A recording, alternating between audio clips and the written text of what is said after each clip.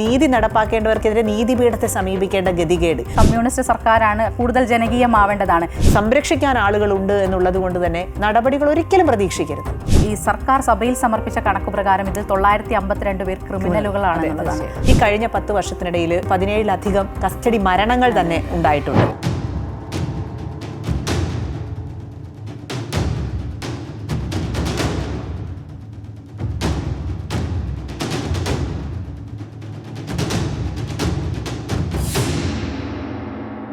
നമസ്കാരം. സംസ്ഥാന പോലീസ് സേനയെ ജനകീയ സേനയെന്നാണ് മുഖ്യമന്ത്രി വിശേഷിപ്പിക്കുന്നത്. ആ സേനയെക്കുറിച്ച് കഴിഞ്ഞ കുറച്ച് ദിവസങ്ങളായി കേൾക്കുന്നതൊന്നും ജനകീയമല്ല.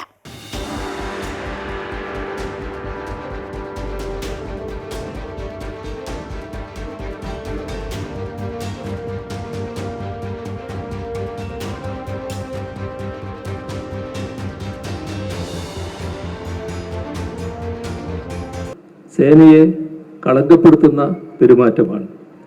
ആ പെരുമാറ്റം ആരുടെ ഭാഗത്തു നിന്ന് ഉണ്ടായാലും മുഖം നോക്കാതെയുള്ള നടപടി ഉണ്ടാകും.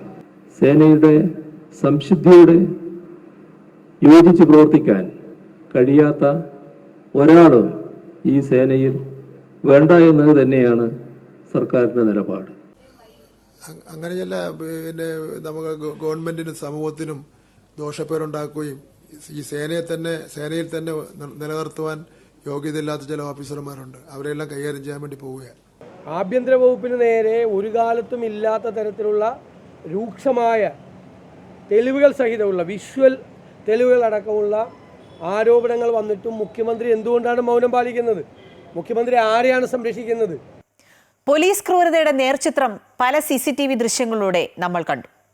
തദ്ദേശ നിയമസഭാ തെരഞ്ഞെടുപ്പുകൾ വരാനിരിക്കെ പോലീസ് ക്രൂരതകളുമായി ബന്ധപ്പെട്ട ചർച്ചകൾ സജീവമാണ്. രാഷ്ട്രീയ വിഷയത്തിനപ്പുറം ഇതിന് വലിയ മാനങ്ങളുണ്ട്. നീതി ഉറപ്പാക്കേണ്ടവർക്കെതിരെ നീതിപീഠത്തെ സമീപിക്കേണ്ട ഗതികേടിലാണ് പൊതുജനങ്ങൾ. ഇങ്ങനെയാണോ ഒരു ജനകീയ സർക്കാരിന്റെ ജനകീയ പോലീസ് പെരുമാറേണ്ടത്? ഈ വിഷയമാണ് ഇന്ന് വനിതാ ജംഗ്ഷൻ ചർച്ച ചെയ്യുന്നത്.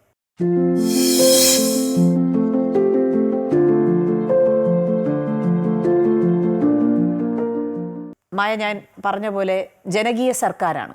ആ ജനകീയ സർക്കാരിൻ്റെ പോലീസ് തീർച്ചയായിട്ടും ജനങ്ങൾക്ക് വേണ്ടി അവരുടെ എല്ലാ രീതിയിലും അവരെ സൗഹാർദ്ദപരമായി അവരോട് ഇടപെടണം, എല്ലാ തരത്തിലും അവരെ ചേർത്തു പിടിക്കേണ്ടതാണ്. പക്ഷേ നമ്മുടെ സംസ്ഥാന പോലീസിനെ സംബന്ധിച്ച് ഈ കഴിഞ്ഞ കുറച്ച് ദിവസങ്ങൾ കുന്നംകുളത്തെ സുജിത്തിൻ്റെ ആ ഒരു മർദ്ദന കേസ് മുതൽ ഇങ്ങോട്ട് കേൾക്കുന്നതൊന്നും അത്ര ഒരു ശുഭകരമായ വാർത്തയല്ല. എന്താണ് ഇത്? എന്തുകൊണ്ടായിരിക്കും ഇങ്ങനെ? അഖില, ഇത് നമ്മൾ ഓരോ സർക്കാർ വരുന്ന സമയത്തും നമ്മൾ ഇത്തരത്തിലുള്ള ഒരു പോലീസിൻ്റെ അതിക്രമങ്ങൾ, ക്രൂരതകൾ ഇതൊക്കെ നമ്മൾ കേൾക്കുന്നത്. ഇത് ആദ്യത്തെ ഒരു സംഭവമൊന്നുമല്ല.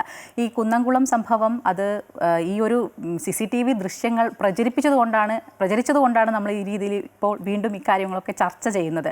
ഇത് ഇത്തരത്തിൽ ഒരു സാധാരണക്കാരനൊരാൾ ആണെങ്കിൽ ഇദ്ദേഹത്തിന് ഇതുപോലെ CCTV ദൃശ്യങ്ങളൊന്നും വാങ്ങാനുള്ള ഒരു കഴിവും ചിലപ്പോൾ അത്തരത്തിലൊന്നും ആ രീതിയിലേക്കൊന്നും അയാൾ പോകില്ല.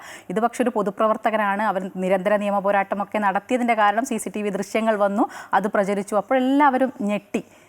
ഇത്തരത്തിൽ അവനവൻ്റെ അഭിമാനത്തിന് പോലും ക്ഷതം സംഭവിക്കുന്ന രീതിയിലൊക്കെയുള്ള ക്രൂരമായ മർദ്ദനമാണ് അയാൾക്ക് നേരിടേണ്ടി വരുന്നത് എന്നുള്ളതാണ്. ഇത് പോലീസിങ്ങിൻ്റെ ഈ ആദ്യം മുതൽ തന്നെ ആ പോലീസ് സേനയ്ക്ക് ആരോ കൽപ്പിച്ചു കൊടുത്ത പോലെയാണ്. പൊതുജനങ്ങളെ അടിക്കാനും അല്ലെങ്കിൽ അവരുടെ നേരെ ഒരു പരാതിയുമായി ഉന്നയിക്കുന്ന ഒരാൾക്കെതിരെ അധികാരത്തിൻ്റെ ആ ഒരു ഹുങ്ക് കാണിക്കാനൊക്കെ കാലങ്ങളായി പോലീസ് സേന ശ്രമിക്കുന്നുണ്ട്. അതിനുള്ള നിരവധി ഉദാഹരണങ്ങൾ നമുക്ക് പറയാൻ സാധിക്കും. ഇപ്പോൾ സാധാരണക്കാരനെ സംബന്ധിച്ചിടത്തോളം ആദ്യമായിട്ട് അവൻ എന്തെങ്കിലും ഒരു സഹായം വേണമെങ്കിൽ, എന്ത് പ്രശ്നമുണ്ടായാലും ശരി, നമ്മളുടെ നിയമത്തിൻ്റെ ആദ്യ പടി എന്ന് പറയുന്നത് നമുക്ക് തൊട്ടടുത്ത് ഉള്ള ഒരു പോലീസ് സ്റ്റേഷനിലേക്ക് പോയി പറയുക എന്നുള്ളതാണ്. അവിടെ നിന്ന് പോലും നമുക്ക് നീതി കിട്ടിയില്ലെങ്കിൽ പിന്നെ തൊട്ടടുത്ത ഒരു ഓപ്ഷൻ നമുക്ക് തേടുക എന്നുള്ളതാണ്. അപ്പോൾ നമ്മൾ എവിടെയാണ് പോകേണ്ടത്? നമ്മൾക്ക് അവിടെ പോയി കഴിഞ്ഞാൽ നമുക്കിനി നടക്കുമോ? അങ്ങനെയുള്ള പല ചിന്തകളും അങ്ങനെയുള്ള പലൊരു പേടിയും ഭയവും ഒക്കെ ഉണ്ടാകും. നമ്മൾ പലപ്പോഴും പോലീസ് ജനകീയമാണ്, ഇപ്പോൾ അതിൽ തന്നെ നമ്മൾ ഇൻട്രോയിലൊക്കെ നമ്മൾ സൂചിപ്പിച്ചതുപോലെ പോലീസ് ജനകീയമാണ് നമുക്ക് പറയുമ്പോൾ എത്രത്തോളം ജനകീയമാണ് എന്നുള്ളത് ഈ ഭരിക്കുന്നവർ കൂടി ചിന്തിക്കേണ്ട ഒരു കാര്യമാണ്. ഈ പോലീസിലേക്ക് വരുന്നവർ എല്ലാം തന്നെ ഈ അത്യാവശ്യം ബോധമുള്ളവരൊക്കെ തന്നെയാണ് പോലീസിലേക്ക് വരുന്നത്. ഉന്നത വിദ്യാഭ്യാസമുള്ളവരൊക്കെ തന്നെയാണ്. അധിക ആളുകളും ഡിഗ്രി കഴിഞ്ഞ് PG ഒക്കെ കഴിഞ്ഞവർ ഒരുപാട് പോലീസ് സേനയിലുണ്ട്. അത്തരത്തിലുള്ള ആളുകൾക്ക് ഈ പൊതുബോധവും നിയമത്തിൻ്റെ വശങ്ങളും ഒക്കെ കൃത്യമായി അറിയുന്ന ആളുകളാണ്. അവരുടെ ഭാഗത്തു നിന്നാണ് ഇത്തരത്തിലുള്ള പ്രവൃത്തികൾ ഉണ്ടാകുന്നത്. ഇതിലേറ്റവും പ്രധാനപ്പെട്ട കാര്യം എന്ന് പറയുന്നത് തങ്ങളെ സംരക്ഷിക്കുവാൻ വേണ്ടി ആളുകൾ ഉണ്ടാകും എന്നുള്ളൊരു ബോധമാണ് അവർക്ക്. അത് രണ്ട് തരത്തിലുണ്ട്. ഉദ്യോഗസ്ഥ തലത്തിൽ അവർക്ക് സംരക്ഷണം കിട്ടും, അതുപോലെ രാഷ്ട്രീയക്കാരിൽ നിന്ന് അവർക്ക് സംരക്ഷണം കിട്ടും. ഇത്തരത്തിൽ ഈ രണ്ട് കേന്ദ്രങ്ങളെ അവർക്ക് വളരെ സുഗമമായി സമീപിക്കാം. എന്ത് കാണിച്ചു കഴിഞ്ഞാലും സംരക്ഷിക്കാൻ ഇവരുണ്ടാകും എന്നുള്ളൊരു ബോധമുള്ളത് കൊണ്ടാണ് ഇത് വീണ്ടും വീണ്ടും ആവർത്തിക്കപ്പെടുന്നത്. ഈ കുന്നംകുളത്തെ സംഭവം തന്നെ എടുത്തു കഴിഞ്ഞാൽ ഈ എല്ലാ പോലീസ് സ്റ്റേഷനുകളിലും ഇപ്പം CCTV സംവിധാനങ്ങളൊക്കെ ഉണ്ട്. ഈ CCTV സംവിധാനങ്ങൾ ഇത്തരത്തിലുള്ള മർദ്ദനങ്ങളൊക്കെ ഉണ്ടാകുമ്പോൾ ആളുകൾ കാണും, അല്ലെങ്കിൽ മുതിർന്ന ഉദ്യോഗസ്ഥർ കാണും. ഈ CCTV ദൃശ്യങ്ങൾ നേരത്തെ മുതിർന്ന ഉദ്യോഗസ്ഥർ കണ്ടതാണ്. അതിൻ്റെ ഒരു നടപടിയുടെ ഭാഗമായിട്ടാണ് ട്രാൻസ്ഫറിൽ ഒതുക്കിയതാണ്. പക്ഷേ ഈ CCTV ദൃശ്യങ്ങൾ കാണുമെന്നുള്ളൊരു ബോധം അവർക്കുണ്ടായിട്ടും അവരിത് ചെയ്യണമെങ്കിൽ അവർക്കുള്ള ധൈര്യം അത് എവിടുന്ന് കിട്ടി എന്നുള്ളതാണ്. നമ്മുടെ സംസ്ഥാന പോലീസിനെ സംബന്ധിച്ച് പറയുകയാണെങ്കിൽ 60,000-ഓളം പോലീസുകാർ നമ്മുടെ സേനയിലുണ്ട്. ഏകദേശം 600-ഓളം പോലീസ് സ്റ്റേഷനുകൾ നമുക്കുണ്ട്. പക്ഷേ എന്നിട്ടും എവിടെയൊക്കെയോ നീതി ഞാൻ ഇൻട്രോയിൽ സൂചിപ്പിച്ച പോലെ നീതി നടപ്പാക്കേണ്ടവർക്കെതിരെ നീതിപീഠത്തെ സമീപിക്കേണ്ട ഗതികേട്. ഒരുപക്ഷേ നേരത്തെ സൂചിപ്പിച്ച പോലെ സുജിത്തിന് അത് സാധിച്ചു. നീതിപീഠത്തിൽ നിരന്തരം 1.5 വർഷത്തിലധികം പോരാട്ടം നടത്താൻ പറ്റി. അതുകൊണ്ട് തന്നെ ആ സത്യങ്ങൾ പുറത്തു വന്നു. സുജിത്ത് അങ്ങനെ ഒരു ധൈര്യം കാണിച്ചതോടുകൂടി നിരവധി ആളുകൾക്ക് അതൊരു പ്രചോദനം തീർച്ചയായിട്ടും ആയിട്ടുണ്ട്. ഈ സുജിത്തിൻ്റെ ഇപ്പോൾ കുന്നംകുളം കേസ് വന്നതിന് ശേഷമാണല്ലോ ഒരുപാട് പേരിപ്പോൾ ഇതുമായി ബന്ധപ്പെട്ട് വന്നിട്ടുള്ളത്. തങ്ങൾക്ക് മർദ്ദനമേറ്റിട്ടുണ്ട്. CCTV ദൃശ്യം നമ്മുടെ ആ ഹോട്ടൽ ഉടമയുടെയൊക്കെ നമ്മൾ കണ്ടതാണല്ലോ. ഒരു നിസ്സാര കാര്യത്തിന് മകനെ പോക്സോ കേസിൽ പെടുത്തും എന്ന് പറഞ്ഞ് കാശും കൂടി വാങ്ങിയെടുക്കുന്ന തരത്തിലേക്ക് പോലീസുകാർ തരം താഴ്ന്നു പോയി എന്നുള്ളതാണ്. ശരിക്കും പറഞ്ഞാൽ ഈ സേനയ്ക്കകത്ത് ചില പുഴുക്കുത്തുകളുണ്ട്. നേരത്തെ പ്രതിപക്ഷമൊക്കെ പല തവണ പറഞ്ഞിട്ടുള്ളതാണ്. ഇപ്പോൾ പ്രതിപക്ഷമാണെങ്കിൽ നേരത്തെ അവർ ഭരണപക്ഷമായിരുന്നു. അന്നും ഇതൊക്കെ തന്നെയാണ് സംഭവിച്ചത്. പക്ഷേ എങ്കിൽ കൂടി ആ പുഴുക്കുത്തുകളെ ശരിക്കും സർക്കാർ നിയന്ത്രിക്കേണ്ടത്. നേരത്തെ സൂചിപ്പിച്ച പോലെ ഇതിനു മുമ്പും പല കേസുകൾ ഉണ്ടായിട്ടുണ്ട്. ഉദയകുമാർ കസ്റ്റഡി കൊലപാതക കേസിലൊക്കെ നമ്മൾ കണ്ടതാണ്. എന്ത് സംഭവിച്ചു? ഒരു അന്വേഷണവുമായി ബന്ധപ്പെട്ട് ശിക്ഷയൊക്കെ വിധിച്ചിട്ടും CBI വന്നപ്പോൾ ആ കേസ് ഒന്നും അല്ലാതായിപ്പോയി. ഒരു അമ്മയുടെ എത്രയോ വർഷം നീണ്ട നിയമ പോരാട്ടം വെറും ഒരു പോരാട്ടം മാത്രമായി അവസാനിക്കുന്നത് നമ്മൾ കണ്ടതാണ്. ഒപ്പം തന്നെ സേനയെ പറ്റി പറയുകയാണെങ്കിൽ മറ്റൊരു പ്രധാന തമാശയായിട്ടാണെങ്കിലും പറയുന്നത്, മായ ഓർക്കുന്നുണ്ടോ, നമ്മുടെ ഇടുക്കിയിലൊരു മാങ്ങാമോഷണ കേസുമായി ബന്ധപ്പെട്ട് ഒരു പോലീസുകാരനെ സർവീസിൽ നിന്നും പിരിച്ചുവിടുന്നതടക്കമുള്ള നടപടികളിലേക്ക് പോയി. പക്ഷേ അതിലും വലിയ ക്രൂരതകൾ ചെയ്ത പോലീസുകാർ ഇപ്പോഴും സേനയിൽ തുടരുന്നുണ്ട് എന്നുള്ളത് വളരെ നമ്മളെ അതിശയിപ്പിക്കുന്നതാണ്. ഇനി പറഞ്ഞു വരികയാണെങ്കിൽ ഈ ചില പോലീസുകാർ ഇപ്പോൾ, അതായത് അന്ന് നമ്മളിപ്പോൾ ഈ കേൾക്കുന്ന ഈ മധു ബാബു ആയിട്ട് ബന്ധപ്പെട്ട കേസൊക്കെ അന്ന് അദ്ദേഹം താഴ്ന്ന പോലീസ് ഉദ്യോഗസ്ഥനായിരുന്നു. നിരവധി ആരോപണങ്ങൾ ഉയർന്നു വന്ന് ഇപ്പോൾ വലിയ ഉയർന്ന ഉദ്യോഗസ്ഥനാണ്. നേരത്തെ പറഞ്ഞ പോലെ ഈ മധു ബാബുവിനെ അദ്ദേഹത്തെ നിരവധി തവണ ശിക്ഷിച്ചതാണ് ഈ പല അതിക്രമത്തിൻ്റെയൊക്കെ പേരിൽ. പക്ഷെ എന്നിട്ടും അദ്ദേഹം DYSP റാങ്കിലൊക്കെ എത്തി ഇപ്പോഴും സർവീസിൽ തുടരുകയാണ്. ഇത്തരത്തിലുള്ള ആളുകളെ പോലീസ് കാലങ്ങളായി സംരക്ഷിച്ചു കൊണ്ടിരിക്കുകയാണ്.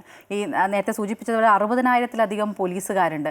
ഇതിൽ ഈ സർക്കാർ സഭയിൽ സമർപ്പിച്ച കണക്ക് പ്രകാരം ഇതിൽ 952 പേർ ക്രിമിനലുകളാണെന്നുള്ളതാണ്. അതിൽ 14 IPS ഉദ്യോഗസ്ഥരും ഉണ്ട് എന്നുള്ളതാണ്. ഈ പിണറായി വിജയൻ സർക്കാർ ഈ 2 വർഷക്കാലത്തെ രണ്ട് കാലങ്ങളായിട്ട് വന്ന പിണറായി വിജയൻ സർക്കാരിൽ തന്നെ ഏറ്റവും കൂടുതൽ പഴികേറ്റിട്ടുള്ളത് ഈ ആഭ്യന്തര വകുപ്പുമായി ബന്ധപ്പെട്ടതാണ്. അഖില സൂചിപ്പിച്ചതുപോലെ കമ്മ്യൂണിസ്റ്റ് സർക്കാരാണ്, കൂടുതൽ ജനകീയമാവേണ്ടതാണ്. ഏറ്റവും കൂടുതൽ കസ്റ്റഡി മർദ്ദനങ്ങളൊക്കെ നേരിട്ടിട്ടുള്ളത് നമ്മുടെ മുഖ്യമന്ത്രി തന്നെ കസ്റ്റഡി മർദ്ദനം നേരിട്ടു. അദ്ദേഹം നിയമസഭയിലൊക്കെ അതിനെപ്പറ്റി വളരെ വൈകാരികമായി സംസാരിച്ചതൊക്കെ നമ്മൾ വാർത്തകളിലൊക്കെ വായിച്ചിട്ടുണ്ട്. സോഷ്യൽ മീഡിയയിലൊക്കെ അതിന്റെ ക്ലിപ്പുകളൊക്കെ ഉണ്ട്. അദ്ദേഹം അന്ന് കൂത്തുപറമ്പ് MLA ആയിരുന്നപ്പോൾ KK കരുണാകരനോട് പിന്നെ നിങ്ങൾ ഇങ്ങനെയാണോ, ഇങ്ങനെ അഴിച്ചു കയറൂരി വിടാനാണോ നിങ്ങൾക്ക് താല്പര്യം ചോദിച്ചിട്ടുണ്ട്. അതേ ചോദ്യം ഇപ്പോൾ മുഖ്യമന്ത്രിയോട് ആളുകൾ ചോദിച്ചുകൊണ്ടിരിക്കുകയാണ്. മൗനത്തിലാണ്, പ്രതികരിക്കുന്നില്ലല്ലോ. പക്ഷേ മുഖ്യമന്ത്രി അതിലിനി എന്തെങ്കിലും പറയുമെന്ന് തോന്നുന്നുമില്ല. കാരണം നേരത്തെ തന്നെ പലതവണ മുഖ്യമന്ത്രി എപ്പോഴും പറയുന്നത് പോലീസിന്റെ ആത്മവീര്യം, മനോവീര്യം കെടുത്തരുത് എന്നുള്ളതാണ്. എത്ര നാൾ ഇത് പറഞ്ഞു മുന്നോട്ട് പോകാനാകും എന്നുള്ളതാണ്. ഇനി ഇത്തരത്തിൽ നിരവധി സംഭവങ്ങൾ വന്നിട്ടും മുഖ്യമന്ത്രിയോ ഇതുമായി ബന്ധപ്പെട്ട ഒരു വാക്കുപോലും പറഞ്ഞിട്ടില്ല എന്നുള്ളത്. പക്ഷേ ഇനി അദ്ദേഹത്തിന്റെ ഭാഗത്ത് നിന്നൊരു പ്രതികരണം ഉണ്ടാകുമെന്ന് പ്രതീക്ഷിക്കാനും വയ്യ. കാരണം അദ്ദേഹം അത് പ്രതികരിക്കില്ല. ഈ അദ്ദേഹത്തിന്റെ തന്നെ മന്ത്രിസഭയിൽ ഉണ്ടായിരിക്കുന്ന സമയത്തുള്ള ഭരണപക്ഷ MLA ആയ PV അൻവർ, അദ്ദേഹം ഈ ഏറ്റവും കൂടുതൽ ആരോപണം ഉന്നയിച്ചത് ഈ ആഭ്യന്തര വകുപ്പിനെതിരെയാണ്. പക്ഷേങ്കിൽ അദ്ദേഹം വളരെ ഗുരുതരമായ ആരോപണങ്ങളാണ്. ദാവൂദ് ഇബ്രാഹിമിന്റെ സംഘമാണ് എന്നാണ് ഈ പോലീസ് സേനയെ വിശേഷിപ്പിച്ചത്. പക്ഷേ എന്നിട്ടും PV അൻവറിനെ ഒരു സ്വർണ്ണക്കടത്തുകാരനൊക്കെയായി ചിത്രീകരിച്ച്, പക്ഷെ അദ്ദേഹം ഉന്നയിച്ച ആ പോയിന്റിനുമേൽ അതിനുമേലൊരു ചർച്ചയോ സംരക്ഷണം എം ആർ അജിത് കുമാർ അടക്കം. അതെ, പിന്നീട് അദ്ദേഹത്തെ മറ്റുന്നത പദവികളിലേക്ക് ശുപാർശ ചെയ്യുകയും ചെയ്യും. ഇങ്ങനെ ഒരു ക്രൂരകൃത്യം ആരോടെങ്കിലും ചെയ്തു കഴിഞ്ഞാൽ തങ്ങളുടെ ജോലി പോകും എന്നുള്ളൊരു ബോധം അവർക്കുണ്ടാകുന്ന രീതിയിൽ മാതൃകാപരമായ ഒരു നടപടിയാണ് ഏത് സർക്കാരിന്റെ ഭാഗത്തു നിന്ന് ഉണ്ടാകുന്നത്. അത് എനിക്ക് തോന്നുന്നില്ല മായ അങ്ങനെ സംഭവിക്കുമെന്ന്. കാരണം കഴിഞ്ഞ ഈ ഒരു 10 വർഷം പിണറായി സർക്കാരിന്റെ കാലാവധി ഇതാ കഴിയാറായി. 2016 തുടങ്ങിയതാണ് 2 സർക്കാരുകളുടെ കാലത്ത്. ഈ കഴിഞ്ഞ 10 വർഷത്തിനിടയിൽ ഒരു കണക്കുകൾ അനുസരിച്ച് 17ലധികം കസ്റ്റഡി മരണങ്ങൾ തന്നെ ഉണ്ടായിട്ടുണ്ട്. അതായത് ബൂട്ടിട്ട് ചവിട്ടി കൊല്ലുക, അല്ലെങ്കിൽ ഈ ആത്മാഭിമാനം നഷ്ടപ്പെട്ട് പുറത്തിറങ്ങി ആത്മഹത്യ ചെയ്യുക, അങ്ങനെയൊക്കെ വിനായകന്റെ കേസിലൊക്കെ നമ്മൾ കണ്ടതാണ്. അങ്ങനെ 17 കസ്റ്റഡി മരണങ്ങൾ ഉണ്ടായിട്ടുണ്ട്. ഈ കസ്റ്റഡി മരണങ്ങൾക്ക് പിന്നാലെ ഇത്തരത്തിൽ പോലീസുകാർക്കെതിരെയുള്ള ആരോപണങ്ങൾ ഉയർന്ന പശ്ചാത്തലത്തിൽ 22 പോലീസുകാർക്കെതിരെ നടപടി സ്വീകരിച്ചിട്ടുണ്ട്. എന്ന് പറഞ്ഞാൽ അത് അങ്ങനെ കൃത്യമായ ഒരു നടപടിയല്ല. സസ്പെൻഷനിൽ ആ കാര്യങ്ങൾ അവസാനിക്കുകയാണ്. 3-6 മാസത്തെ സസ്പെൻഷൻ കഴിഞ്ഞ് ഇവർ വീണ്ടും തിരിച്ചെത്തുകയാണ്. ഇതിൽ 13ലധികം പോലീസുകാർ ഇപ്പം തന്നെ സേനയെ തിരിച്ചെത്തിക്കഴിഞ്ഞു. ബാക്കിയുള്ളവരും വൈകാതെ തിരിച്ചെത്തും എന്നുള്ളതിൽ യാതൊരു സംശയവുമില്ല. കാരണം അത്തരത്തിലുള്ള ശക്തമായ ഒരു നടപടിയൊന്നും നമ്മുടെ സംസ്ഥാന പോലീസ് ഇതുവരെ സ്വീകരിച്ചിട്ടില്ല എന്ന് തന്നെയാണ് പറയേണ്ടി വരുന്നത്. നേരത്തെ ഈ മുഖ്യമന്ത്രി പറയുന്ന പോലെ തന്നെ അടിയന്തരാവസ്ഥ കാലത്തൊക്കെ എത്ര വലിയ അതിക്രമമാണ് പോലീസുകാർ ഈ സംസ്ഥാനത്ത് അല്ലെങ്കിൽ ഇവിടെയുള്ള അന്നത്തെ രാഷ്ട്രീയ പ്രവർത്തകരോടൊപ്പം ചെയ്തത്. നമ്മുടെ കരുണാകരൻ മന്ത്രിസഭയുടെ കാലത്താണല്ലോ നമുക്ക് രാജന്റെ കൊലപാതകവുമായി ബന്ധം, അദ്ദേഹം എവിടെയാണ്, എന്താണ് സംഭവിച്ചതെന്ന് പോലും ഇന്നും അവ്യക്തമായി തുടരുന്ന നിയമ പോരാട്ടവുമായ ഒരു അച്ഛൻ എത്രയോ കാലം ഇതിന് പിന്നാലെ നടന്നതുമൊക്കെ ഈ നമ്മൾ പറയുകയാണെങ്കിൽ സാക്ഷര കേരളം കണ്ടതാണ്. പക്ഷെ എന്നിട്ടും ഇപ്പോഴും പോലീസുകാർക്കെതിരെ നടപടിയില്ല. നേരത്തെ മായ സൂചിപ്പിച്ച പോലെ തന്നെയാണ്. എന്ന് വെച്ചാൽ സംരക്ഷിക്കാൻ ആളുകളുണ്ട് എന്നുള്ളത് കൊണ്ട് തന്നെ നടപടികൾ ഒരിക്കലും പ്രതീക്ഷിക്കരുത്. ഈ അഖില സൂചിപ്പിച്ചതുപോലെ ഈ കസ്റ്റഡി മരണങ്ങളും ഒക്കെ ഉണ്ടാകുന്ന ഈ അടിയന്തരാവസ്ഥ കാലത്ത് ഒരുവിധം എല്ലാവർക്കും ഇതുപോലെ കസ്റ്റഡിയിൽ വെച്ച് പീഡനങ്ങളും മർദ്ദനങ്ങളും ഒക്കെ ഏറ്റിട്ടുണ്ട്. പക്ഷേ ഓരോ വർഷം കഴിയും തോറും നമ്മൾ അത്രയും പുരോഗമിച്ചുകൊണ്ടിരിക്കുകയാണ്. സാക്ഷര കേരളം എന്ന് വീണ്ടും പറയേണ്ടി അപ്പോൾ ആ പോലീസ് സേനയെ നവീകരിക്കണം. പക്ഷേ അതിന് ഈ സർക്കാരിന് പോലും കഴിയുന്നില്ല എന്നുള്ളത് വളരെ ഖേദകരമായ ഒരു കാര്യം തന്നെയാണ്. ജനങ്ങൾ ശരിക്കും പറഞ്ഞാൽ പൊറുതി മുട്ടി. പോലീസുകാരെന്ന് വെച്ചാൽ എല്ലാ പോലീസുകാരെയും നമ്മൾ അടച്ചാക്ഷേപിക്കാൻ പാടില്ല. നീതിമാന്മാരായ നിരവധി പോലീസുകാർ നമ്മുടെ സംസ്ഥാനത്തുണ്ട്, സാധാരണക്കാർക്ക് വേണ്ടി സൗഹാർദ്ദപരമായി പെരുമാറും. പക്ഷെ നമ്മുടെ പോലീസ് സ്റ്റേഷനുകൾ അത്തരത്തിലൊരു സാധാരണക്കാരൻ വന്നാൽ അവൻ്റെ ആവശ്യം നടപ്പാക്കാൻ കഴിയുന്ന, സൗഹാർദ്ദപരമായി അവനോട് ഇടപെടാൻ കഴിയുന്ന ഒരു ഇടമായി മാറേണ്ട കാലം എന്നോ അതിക്രമിച്ചു. ഇപ്പോൾ കഴിഞ്ഞ കുറച്ച് ദിവസങ്ങളായി കേൾക്കുന്ന വാർത്തകൾ ആലോചിക്കുമ്പോൾ നമുക്ക് അത്യാവശ്യം മാധ്യമപ്രവർത്തകരാണ് കുറച്ചുകൂടി ഈ സർക്കാരുമായിട്ടും അല്ലെങ്കിൽ പോലീസുമായിട്ടൊക്കെ ഇടപെടാൻ കുറച്ചുകൂടി എളുപ്പമായിട്ട് പോലും നമുക്കൊരാശങ്ക തോന്നുന്നില്ലേ? നമ്മുടെ ഒരു ആവശ്യവുമായി ഒരു പോലീസ് സ്റ്റേഷനിൽ എത്തിയാൽ ഇതാണോ നമ്മൾ അനുഭവിക്കാൻ പോകുന്നത്?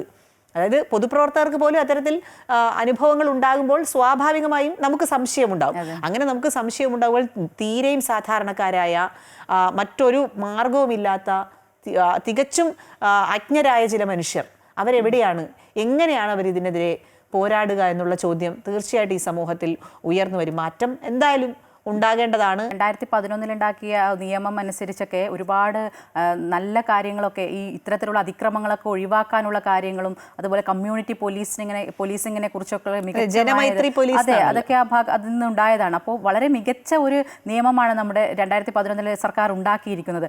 പക്ഷേ അതൊന്നും ഈ നടപ്പിലാക്കേണ്ട ഉദ്യോഗസ്ഥർ അത് കീഴ്മേ മറിച്ചുകൊണ്ട് അത് വളരെ ഗുരുതരമായ ലംഘനങ്ങൾ നടത്തിക്കൊണ്ടിരിക്കുന്നതിൻ്റെ ഏറ്റവും വലിയ ഉദാഹരണമാണ് ഇപ്പോൾ കഴിഞ്ഞ ദിവസങ്ങളിൽ പുറത്തു വന്നുകൊണ്ടിരിക്കുന്ന ഓരോരോ പരാതികളും. ഇനി വരും ദിവസങ്ങളിലും ഇത്തരത്തിലുള്ള പരാതികൾ ഉയരും എന്ന് തന്നെയാണ് സംശയം. കാരണം നിരവധി പേർ ഇപ്പോൾ തന്നെ കഴിഞ്ഞ ദിവസങ്ങളിൽ തന്നെ നിരവധി പേർ ഇത്തരത്തിൽ പരാതികളുമായി രംഗത്ത് വന്നു കഴിഞ്ഞു. ഭയമൊക്കെ മാറി. ഇപ്പോൾ എനിക്ക് തോന്നുന്നു സുജിത്ത് തുടങ്ങി വെച്ച ഒരു പോരാട്ടം കൂടുതൽ, ഞാൻ നേരത്തെ സൂചിപ്പിച്ചതുപോലെ, കൂടുതൽ ആളുകളിലേക്ക് എത്തിയിട്ടുണ്ട്. സ്വാഭാവികമായും തെളിവുകളുമായി, അതായത് വിവരാവകാശ നിയമപ്രകാരം CCTV ദൃശ്യങ്ങൾ ലഭിക്കുന്ന ഒരു പശ്ചാത്തലത്തിൽ എനിക്ക് തോന്നുന്നു ഇനി അതിലുമൊക്കെ മാറ്റം വരുത്തും എന്നാണ് തോന്നുന്നത്. ഇത്തരത്തിൽ ആരോപണങ്ങൾ ഉയർന്നാൽ അങ്ങനെ CCTV ദൃശ്യങ്ങളൊക്കെ കൊടുക്കാതിരിക്കാനുള്ള നടപടികളൊക്കെ പലപ്പോഴും ഉണ്ടായിട്ടുണ്ട്. ഇതിനു മുമ്പും പലതവണ കയറി ഇറങ്ങിയിട്ടാണ് പലർക്കും ഈ ദൃശ്യങ്ങൾ കിട്ടിയിട്ടുള്ളത്. അങ്ങനെ ദൃശ്യങ്ങൾ കിട്ടാത്ത സാഹചര്യങ്ങൾ, അല്ലെങ്കിൽ ഈ ദൃശ്യങ്ങൾ കൂടുതൽ തെളിവുകൾ പുറത്തു വരുമ്പോൾ ഒരുപക്ഷെ സർക്കാർ മാറുമായിരിക്കും. ഇനിയിപ്പോൾ ഞാൻ തുടക്കത്തിൽ സൂചിപ്പിച്ചതുപോലെ തദ്ദേശ തെരഞ്ഞെടുപ്പ് വരാനിരിക്കുകയാണ്, നിയമസഭാ തെരഞ്ഞെടുപ്പ് വരാനിരിക്കുകയാണ്. സർക്കാരിനെ സംബന്ധിച്ച്, ആഭ്യന്തര വകുപ്പിനെ സംബന്ധിച്ച് വളരെ പ്രധാനപ്പെട്ട ഒരു കാലത്തിലൂടെയാണ് ഇനി അങ്ങോട്ടുള്ള ഒരു കടന്നുപോക്ക്, ഒരു 5-6 മാസക്കാലം. ആ ഒരു 6 മാസക്കാലം കൊണ്ട് ചില മാറ്റങ്ങളൊക്കെ വരുത്തേണ്ടതുണ്ട്. തീർച്ചയായിട്ടും അത്തരം നടപടികൾ മുഖ്യമന്ത്രിയുടെ ഭാഗത്ത് നിന്ന് ഉണ്ടാകണം. കാരണം ഇത്തരം കസ്റ്റഡി മർദ്ദനങ്ങളൊക്കെ അനുഭവിച്ച ഒരാളെന്ന നിലയിൽ തീർച്ചയായും അദ്ദേഹം അതിന് ആവശ്യമായ നടപടി എടുക്കേണ്ട കാലം അതിക്രമിച്ചു എന്നാണ് തോന്നുന്നത്. ഒപ്പം പ്രതിപക്ഷത്തിനും വെറുതെ ഇരിക്കേണ്ട സമയമല്ല. പ്രതിപക്ഷം ഇപ്പോൾ സമരം ചെയ്യുന്നുണ്ടെങ്കിൽ പല കാലത്തും അവരും അവരുടെ കാലത്തും ഇതൊക്കെ സംഭവിച്ചിട്ടുണ്ടെന്ന് ഓർക്കുക. ഒപ്പം മാറ്റങ്ങൾക്ക് വേണ്ടി പോരാടുക എന്നാണ് എനിക്ക് തോന്നുന്നത്.